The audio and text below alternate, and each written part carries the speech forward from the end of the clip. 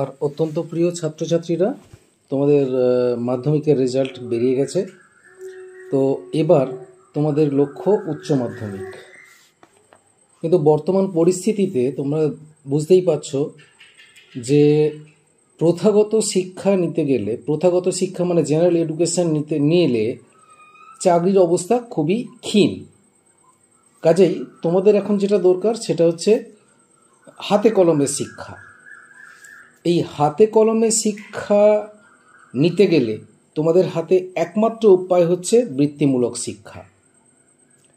তোমরা জানো যে পুরনো দিনের শিক্ষা ব্যবস্থা থেকে বর্তমান শিক্ষা ব্যবস্থা অনেকটা পরিবর্তিত হয়েছে।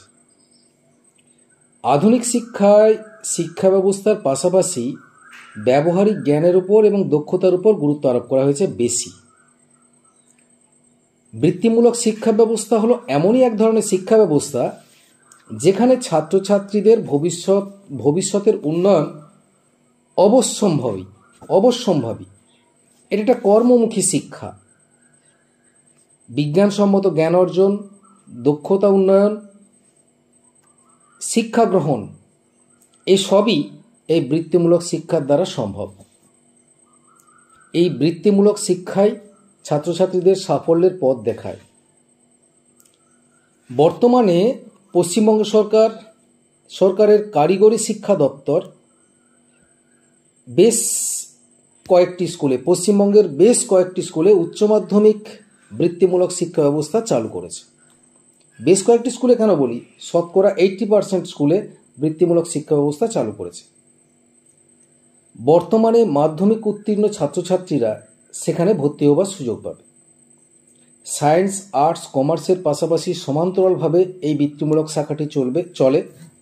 এখানে 4টি বিভাগ রয়েছে। এক হচ্ছে agriculture, 2 engineering and technology, home science এবং বিজনেস অ্যান্ড কমার্স। প্রত্যেকটি বিভাগকে সমাজের সর্বস্তরের ছাত্রছাত্রীদের কথা মাথায় রেখেই পশ্চিমবঙ্গের কারিগরি দপ্তর এই চেষ্টা চালিয়েছে। ছাত্রছাত্রীদের ভবিষ্যৎ সুনিশ্চিত করার একমাত্র মাধ্যমই হলো এই বৃত্তিমূলক শিক্ষা। বর্তমানে ছাত্রছাত্রী ও তাদের অভিভাবকদের অসচেতনতার কারণে বৃত্তিমূলক শিক্ষায় ছাত্রছাত্রীদের মধ্যে কিছুটা অনীহা দেখা দিচ্ছে। অথচ এই শিক্ষা ব্যবস্থা ছাত্রছাত্রীদের শিক্ষা গ্রহণের পাশাপাশি চাকরির দিশা দেখাবে। এখানে এই শিক্ষা ব্যবস্থায় পড়ে প্রত্যেকেই কোনো না কোনো জায়গায় চাকরি অবশ্যই পাবে। এই বিষয়টা ছাত্রছাত্রীদের মধ্যে তুলে ধরার জন্যই আজকে আমার এই ভিডিও তৈরি করা। সাধারণত আমি এ ধরনের ভিডিও তেমন একটা করি না, কিন্তু ছাত্রছাত্রীদের সাহায্যের জন্য এ ধরনের একটা ভিডিও আমি তৈরি করলাম। এই কর্মমুখী শিক্ষা ব্যবস্থার দ্বারা সরকারি বা বেসরকারি প্রতিষ্ঠানে চাকরি পাওয়া সম্ভব।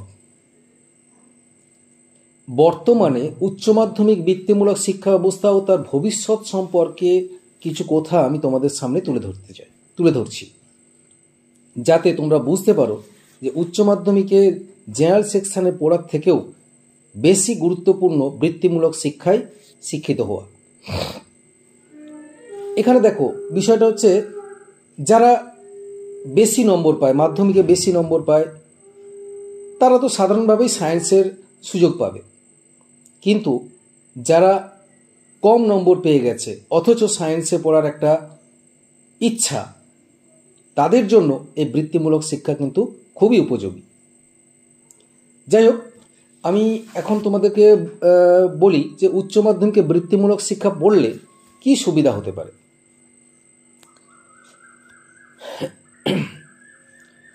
বর্তমান সময়ে একজন ছাত্রছাত্রী সায়েন্স নিয়ে পড়াশোনা করে যে সমস্ত সুযোগ সুবিধা পেয়ে থাকে, বৃত্তিমূলক শিক্ষায় সেই একই পরিমাণ সুযোগ সুবিধা পায় ছাত্রছাত্রীরা।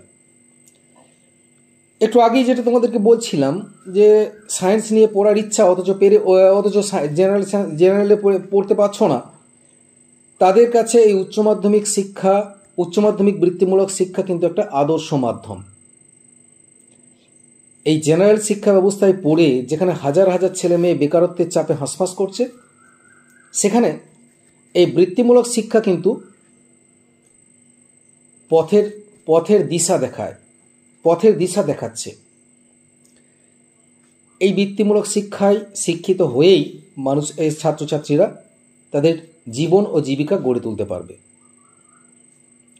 বর্তমানে যেখানে প্রথাগত শিক্ষার কারণে আমাদের রাজ্যে বেকারত্বের হার ক্রমশ বৃদ্ধি পাচ্ছে, শুধু আমাদের রাজ্যেই কেন বলি, গোটা ভারতবর্ষেই বেকারত্বের হার বৃদ্ধি পাচ্ছে, সেখানে বৃত্তিমূলক শিক্ষা গ্রহণ করে অতি সহজেই নিজেকে চাকরিমুখী করে তোলা যায়।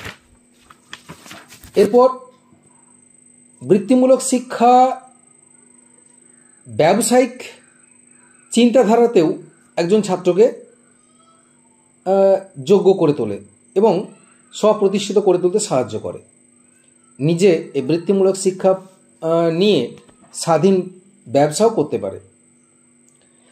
এখন যেটা আমি তোমাদেরকে বলতে চাই যে উচ্চ মাধ্যমিক বৃত্তিমূলক শিক্ষা গ্রহণ করলে তোমরা কি করতে পারো।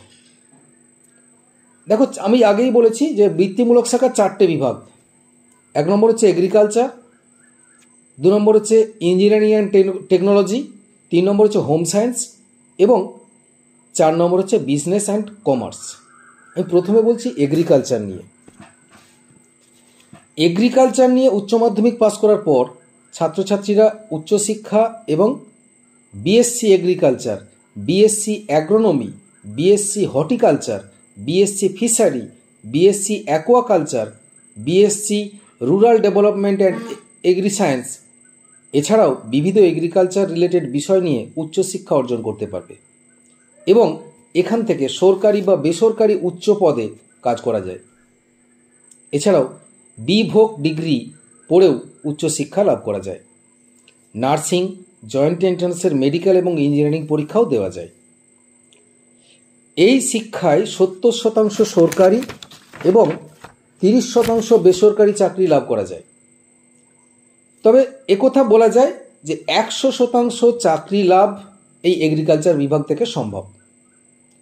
4 বছরের ডিগ্রি কোর্স ছাড়াও এখানে অসংখ্য 2-3 বছরের সংক্ষিপ্ত ডিপ্লোমা কোর্স বিভিন্ন বিষয়ে পড়ে সহজেই চাকরি লাভ করা যায়। এখানে দেখো, এখান থেকে কি কি চাকরি পাওয়া যেতে পারে।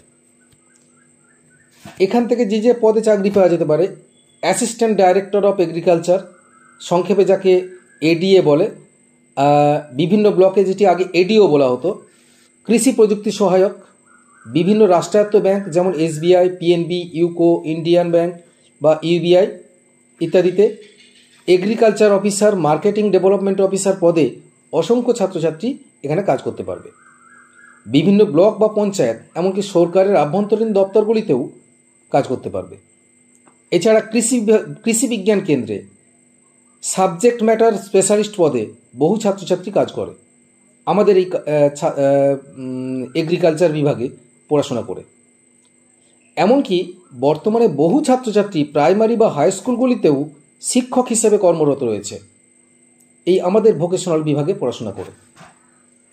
আর বেসরকারি ক্ষেত্রে তো আছেই, বহু নামি দামি ফার্টিলাইজার বা পেস্টিসাইড কোম্পানিতে যেমন ইন্দোফিল, বায়ার, সিনজেন্টা বা করমণ্ডল ইন্টারন্যাশনাল, চম্বল ফার্টিলাইজার প্রভৃতি বিভিন্ন কোম্পানিতে কাজ করতে পারা যায়। বিভিন্ন নাবার্ডের মতো নামকরা কেন্দ্রীয় সংস্থাতেও কাজ করা যায় আমাদের বৃত্তিমূলক শিক্ষা থেকে এগ্রিকালচার পড়ে। আচ্ছা, এটা গেল তো তোমাদের এগ্রিকালচার নিয়ে। এবারে যেটা আমি বলবো সেটা হচ্ছে ইঞ্জিনিয়ারিং অ্যান্ড টেকনোলজি, যেটা সংক্ষেপে বলা হয় ইটি। এখানে দেখো, যারা বিজ্ঞান নিয়ে পড়ার একটা সহজ সুযোগ এটাতে পাবে। ইঞ্জিনিয়ারিং নিয়ে পড়াশোনার আদর্শ মাধ্যম হলো এই বিভাগ। এখান থেকে পাস করে ভোগলেট দিয়ে সরাসরি পলিটেকনিকের দ্বিতীয় বর্ষে ভর্তি হতে পারবে। বিটেক বা এমটেক পড়া যায় অতি সহজেই। ফার্মাসিস্ট ও জয়েন্ট এন্ট্রান্স পরীক্ষার ইঞ্জিনিয়ারিংয়েও বসা যায়। Civil, mechanical, automobile, IT, electrical, food production, technology, এমনকি বিভিন্ন ইঞ্জিনিয়ারিং কোর্সও করা যায়। চাকরির ক্ষেত্রগুলো কী কী, মানে কোথায় কোথায় তোমরা চাকরি পেতে পারো? রেল, ব্যাংক এবং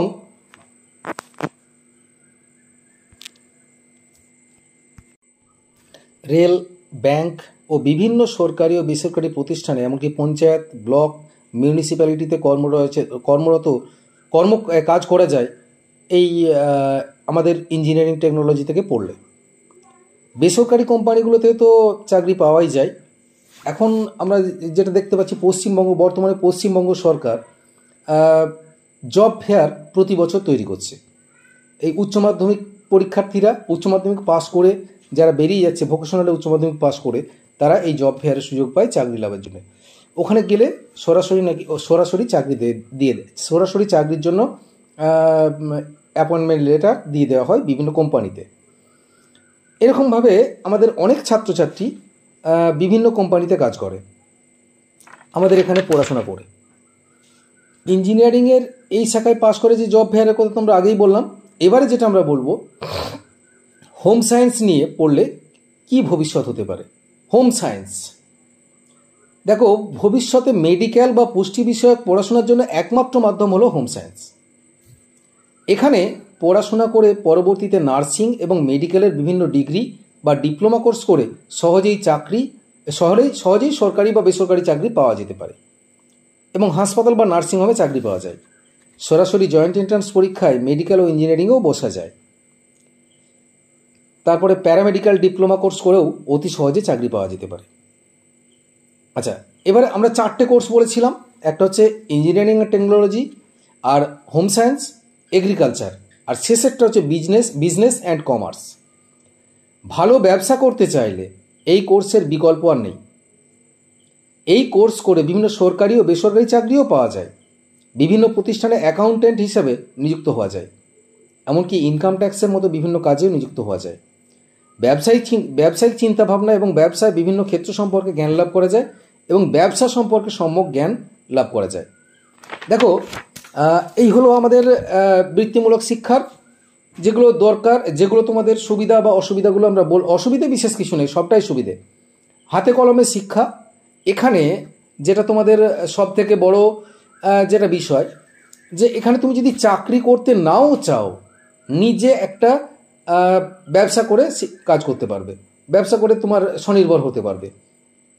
সেক্ষেত্রে আবার তোমাদের বর্তমানে যেমন আছে বিভিন্ন ব্যাংক থেকে ব্যবসার জন্য লোনও পাওয়া যায়, তো সেরকম করে ব্যবসাও করতে পারো। আর দ্বিতীয় কথা হচ্ছে যে এখান থেকে কিন্তু বিভিন্ন ইয়েগুলোতে, মানে ওই যে যেটাকে বলে প্রাইমারি টিচার্স ট্রেনিং কলেজগুলোতে 5% কিন্তু সংরক্ষণ থাকে, 5% সংরক্ষণ থাকে এবং সেখান থেকে প্রাইমারি টিচার্স ট্রেনিং নেওয়া যায়, 2 বছরের কোর্স কমপ্লিট করা যায় এবং সেখান থেকে কিন্তু প্রাইমারি চাকরি পাওয়া যায়।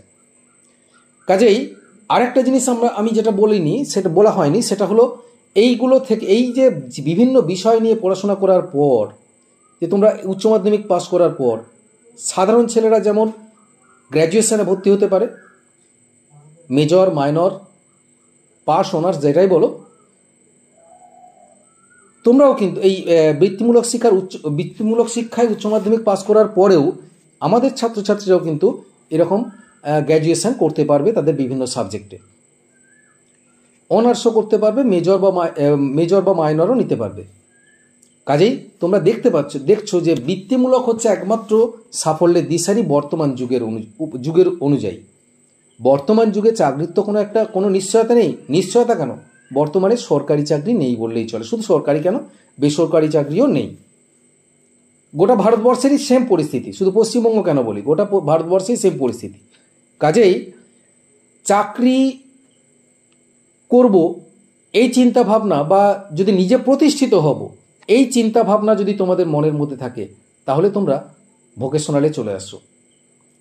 যারা হাই কোয়ালিটির ছাত্রছাত্রী তাদেরকে বলছি না, হাই কোয়ালিটির ছাত্রছাত্রীরা তারা সায়েন্সে ভর্তি হতে পারবে, কিন্তু যারা একটু বিলো কোয়ালিটির অথচ সায়েন্সে পড়ার ইচ্ছা, তাদেরকে আমি বলবো, সাজেশন দেবো যে তোমরা ভোকেশনালে পড়ো।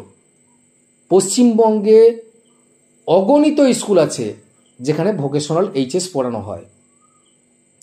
ভোকেশনাল এইচএস পড়ানো হয়, সেই ভোকেশনাল এইচএস সেন্টারে ভর্তি হও। এখানে কিন্তু খুবই ভালো নম্বর তোলা যায়।